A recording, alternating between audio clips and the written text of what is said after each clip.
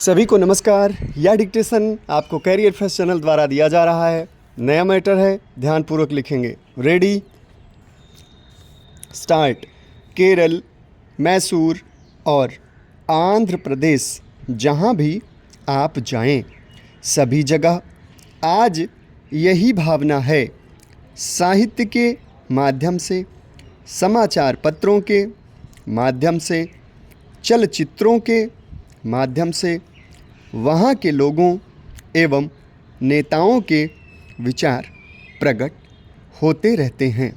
इसलिए यह कहना कि वहाँ के लोग इस कानून के विरुद्ध हैं, यह ठीक नहीं है। श्रीमान, किसी भी राष्ट्र के सम्मुख जहाँ प्रभुसत्ता का अपना एक महत्व होता है, जहाँ भावनात्मक एकता का महत्व होता है, जहाँ राष्ट्रीय एकता का महत्व पूर्ण स्थान होता है, जहाँ दर्शन और धर्म का महत्व होता है, वहाँ भाषा का भी विशेष महत्व होता है। यहाँ पर जो विदेशों के राज्याध्यक्ष अथवा राष्ट्राध्यक्ष आते रहते हैं, वे भी यह जानने का प्रयत्न करते हैं कि आखिर इस राष्ट्र की अपनी भाषा क्या है।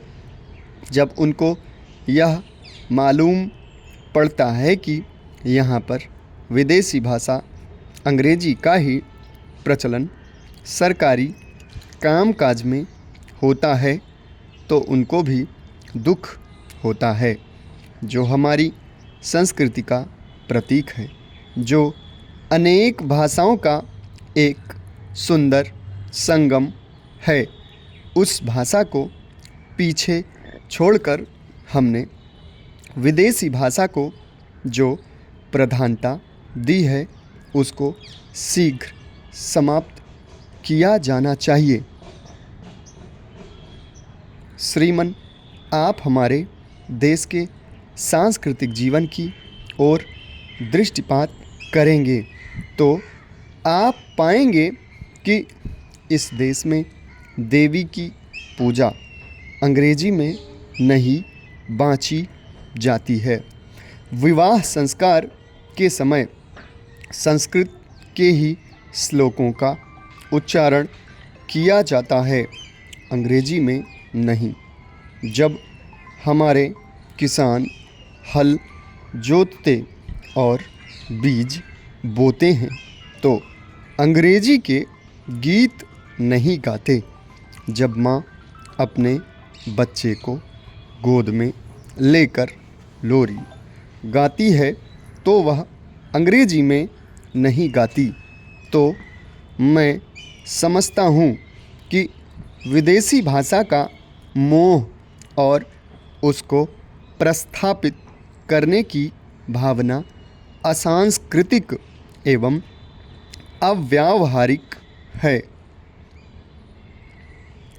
देश की भावनात्मक एकता को बनाए रखने के लिए दक्षिण भारत की भाषाओं को उत्तर भारत में पढ़ाने का भी उचित प्रबंध होना चाहिए।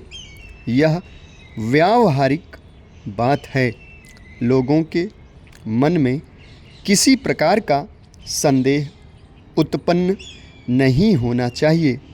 हमको भारतीय जीवन, संस्कृति एवं दर्शन में दक्षिण का नेतृत्व प्राप्त हुआ है। सागर स्वयं दक्षिण के चरण पखारता है, किंतु भारत का ललाट उत्तर है।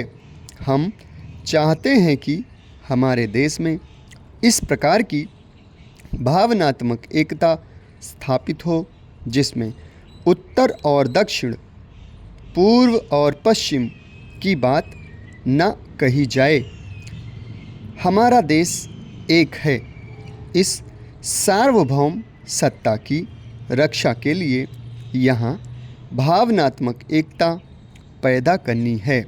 समाप्त। धन्यवाद।